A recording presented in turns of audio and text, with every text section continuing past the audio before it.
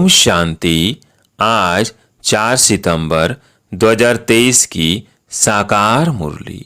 आज बाबा ने कहा, मीठे बच्चे, ज्ञान सागर बाव से बरसा लेना है तो 20 नाखूनों का जोर देकर भी पढ़ाई जरूर पढ़ो। पढ़ाई से ही राजाई व जीवन मुक्ति पद प्राप्त होगा। प्रश्न, ज्ञान मार्ग में सदा कायम कौन रह सकता है? ऊंच पद की प्राप्ति का आधार क्या है? उत्तर, जिनका पढ़ाई के सिवाय दूसरा किसी बात में शौक नहीं है। ज्ञान की परिपक्व अवस्था है, वही इस ज्ञान मार्ग में कायम रह सकते हैं। बाकी ध्यान दीदार की आस रखना, खेल पाल करना, इससे कोई फायदा नहीं और ये माया प्रवेश कर लेती है। फिर बाप का हाथ वह पढ़ाई छोड़ देते हैं। ऊंच पद के लिए पढ़ाई पर फुल अटेंशन चाहिए।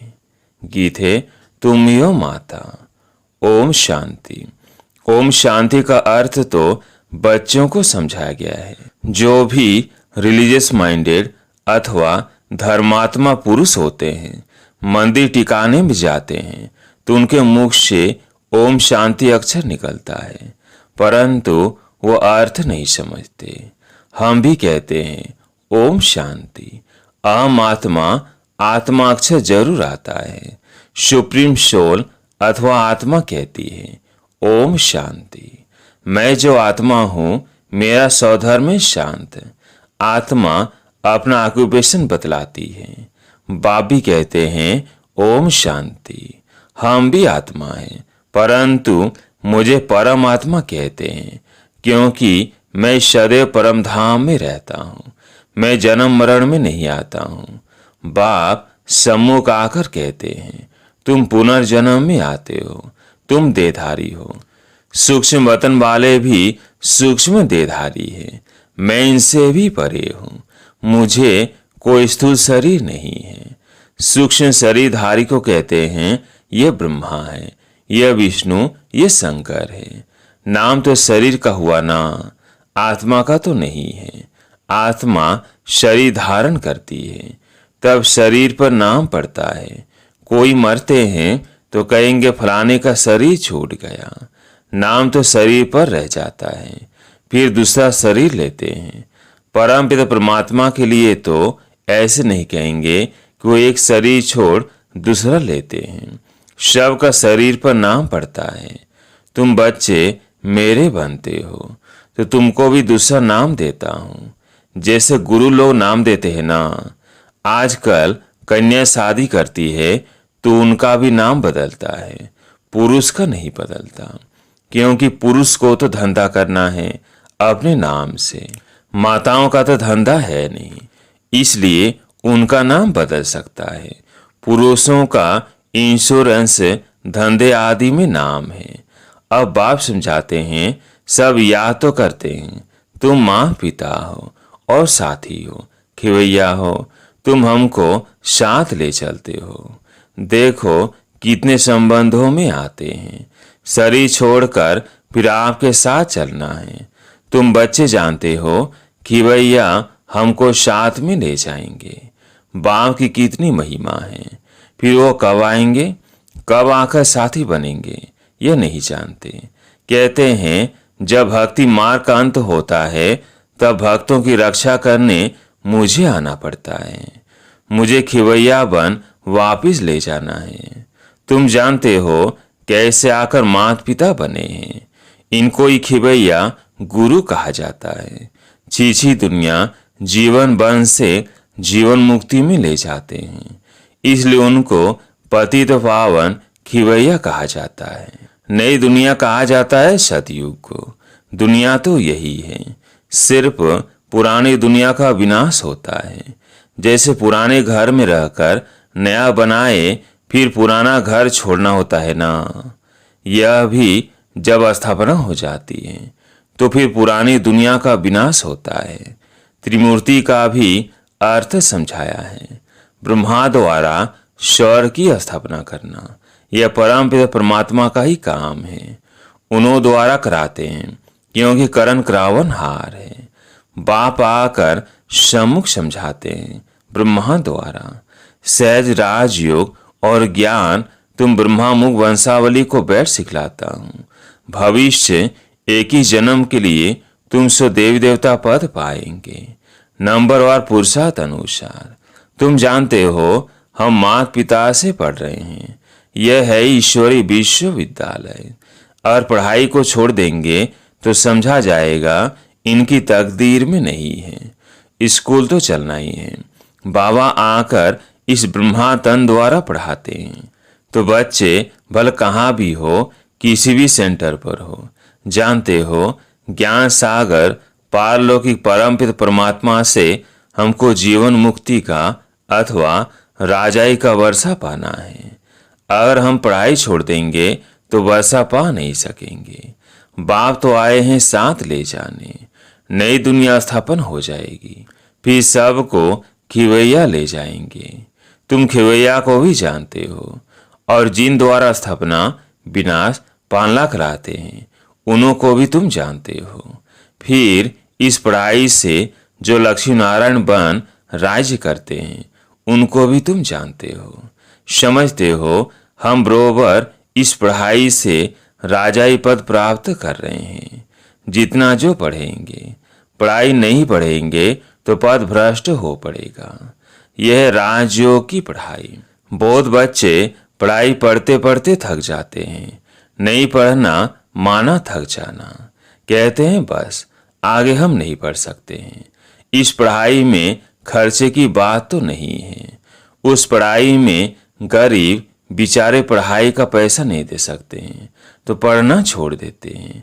परंतु जिनको पढ़ाई का अच्छा शौक होता है तो गवर्नमेंट को अप्लाई करते हैं कि हम पढ़ना चाहते हैं, परंतु पैसा नहीं है। फिर उनको गवर्नमेंट पैसा देती है। कैसे भी करके रिक्वेस्ट करते हैं कि मैं पढ़ना चाहता हूँ, मेरे बाप के पास पैसा नहीं है, हमें मदद करो। गवर्नमेंट पास पैसा न होने कारण रिफ्यूज कर देती है। समझते हैं हमको पढ़ना तो जरूर है। फिर क्या करेंगे? बड़े साहूकार व दानी पुरुष के पास जाएंगे। हमारे माता पिता गरीब हैं, हम पढ़कर सर्विस करना चाहते हैं, आप हमें मदद कर सकेंगे? रिलीजियस माइंडेड जो होंगे वो मदद दे देंगे।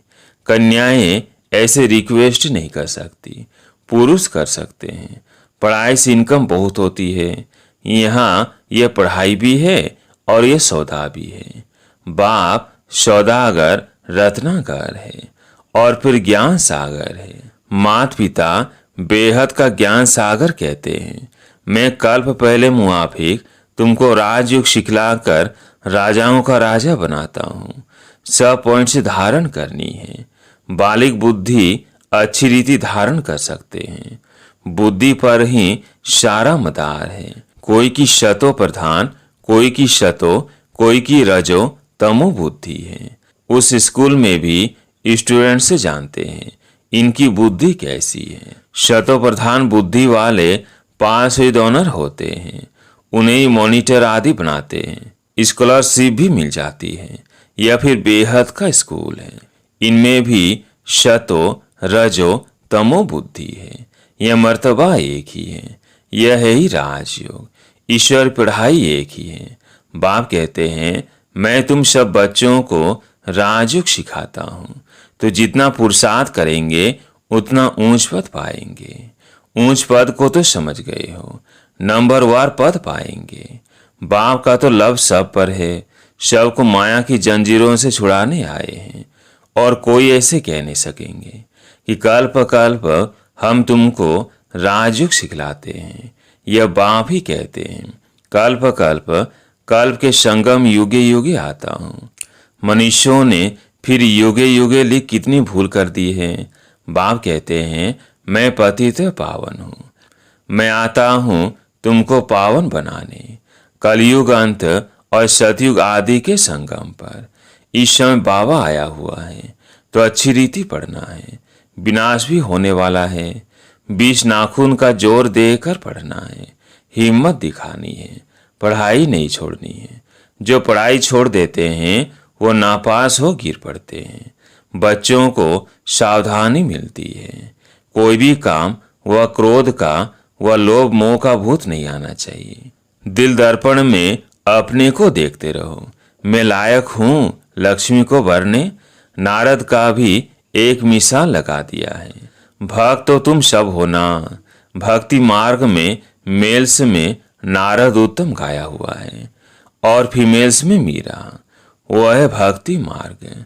ज्ञान मार्ग में फिर देखते हो मम्मा बाबा का नाम बाला है, फिर उनकी विजय माला भी बनी हुई है। सिमरण उनको किया जाता है जो सुख देते हैं, उसका यादगार बनाते हैं। अभी उन्होंने क्या किया?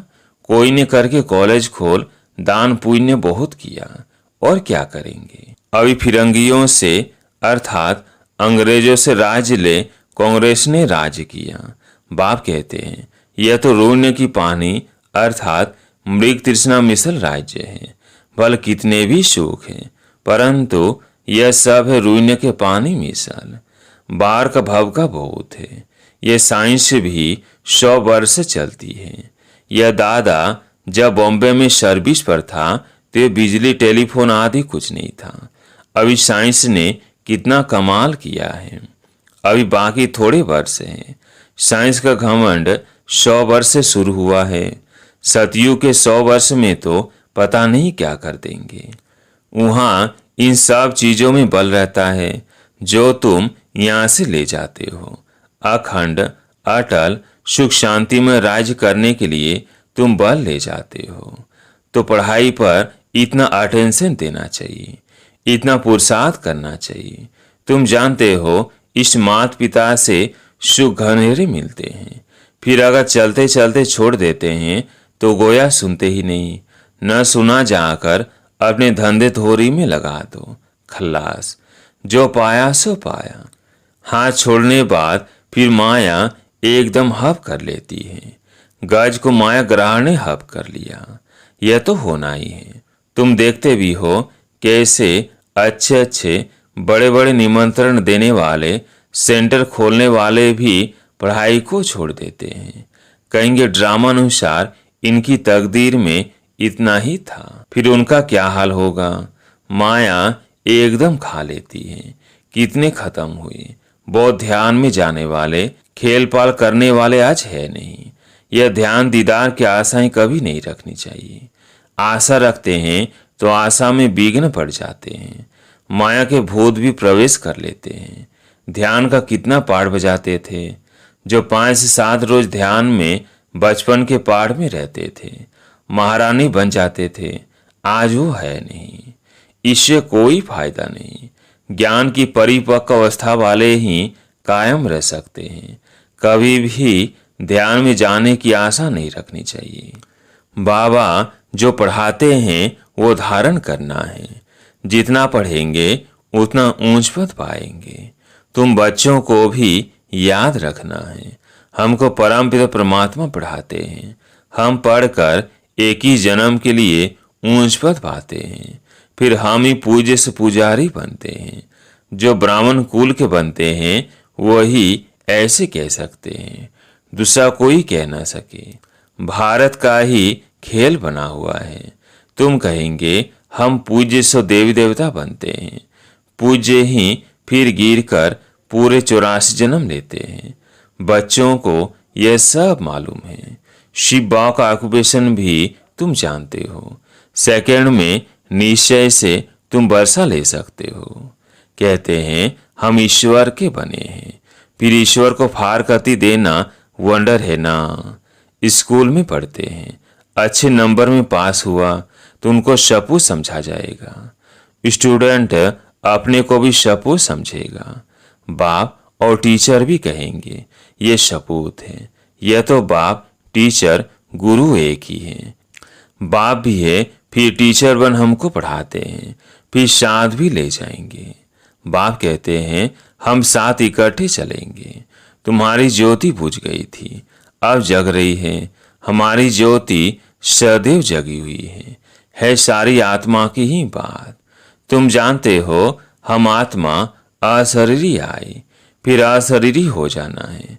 हमारा खेल पूरा होकर फिर रिपीट होना है।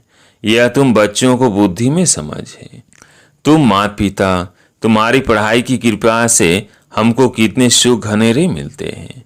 ऐसे माता पिता को कभी भूलना छोड़ना नहीं चाहिए। बाप कहते हैं, ऐसे माता पिता बाप दादा को जो तुमको इतना बरसा देते हैं, चिट्ठी लिखते रहेंगे तो बाबा समझेंगे याद करते हैं। बाबा की तो रोज याद प्यार जाती है मुरली में। बच्चों की चिट्ठी देरी से आएगी तो समझेंगे पूरा याद नहीं करते हैं। बाप को तो लिखने की दरकार नहीं है। बाप की तो रोज मुरली जाती है, याद प्यार बाबा देते ही हैं। वो तो जागती ज्योत हैं। बच्चों को समझाते हैं, पत्र जरूर लिखते रहो। अन्य बच्चों की फिक्र नहीं रहती है। हिलने वालों को सावधानी दी जाती है। भूल नहीं जाना, पढ़ते रहना। समाचार तो बाबा के पास सब आते हैं ना। रजिस्टर में नाम दाखिल रहता है। पूछते हैं, यह बच्चा एब्सेंट क्यों है? रोज एब्सेंट रहते हैं तो समझा जाता मर गया। बाबा पूछते हैं, फलाने बच्चे का कोई समाचार नहीं आया है? तो लिखते हैं, फलाना अभी आता ही नहीं है, संशय बुद्धि हो गया है। अच्छा, आगे चलकर शायद निश्चय बुद्धि हो जाए। अच्छा, मीठे मीठे सिगिलधे बच्चों प्रति माता पिता बाप दादा का याद प्यार और गुड मॉर्निंग। रूहानी बाप की रूहानी बच्चों को नमस्ते। हम रूहानी बच्चों की रूहानी बाप दादा को याद प्यार गुड मॉर्निंग नमस्ते नमस्ते। धारणा के लिए मुख्य सार। पहला पॉइंट है, विजय माला में आने की हिम्मत दिखानी है। सिमरन लायक बनने के लिए सबको सुख देना है। दूसरा पॉइंट है, सपूत स्टूडेंट बन बाप टीचर का नाम वाला करना है। कभी भी काम व क्रोध के भूत के वश हो उल्टा काम नहीं करना है। आज प्यारे मीठे बाबा का वरदान। करण करावन हार की स्मृति से विघ्नों के बीज को समाप्त करने वाले समर्थ आत्मा भव। करण करावन हार की स्मृति से विघ्नों के बीज को समाप्त करने वाले समर्थ आत्मा भव। सर प्रकार के विघ्नों का बीज दो शब्दों में है। पहला अभिमान और दूसरा अपमान। सेवा के क्षेत्र में या तो अभिमान आता कि मैंने यह किया, मैं ही कर सकता, या तो मेरे को आगे क्यों नहीं रखा गया, मेरे को ये क्यों कहा गया, यह मेरा अपमान किया गया। यही भावना भिन्न भिन्न विघ्नों के रूप में आती है। जब खुदाई खिदमतगार है, करण करावन हर बाप है, तो अभिमान कहाँ से आया, अपमान कहाँ से हुआ? इसलिए कंबाइंड रूप की स्मृति द्वारा समर्थ आत्मा बनो तो विघ्नों का बीज सदा के लिए समाप्त हो जाएगा। स्लोगन, ज्ञान स्वरूप बनना है तो बाप और पढ़ाई से समान प्यार हो। ज्ञान स्वरूप बनना है तो बाप और पढ़ाई से समान प्यार हो। अच्छा, ओम शांति।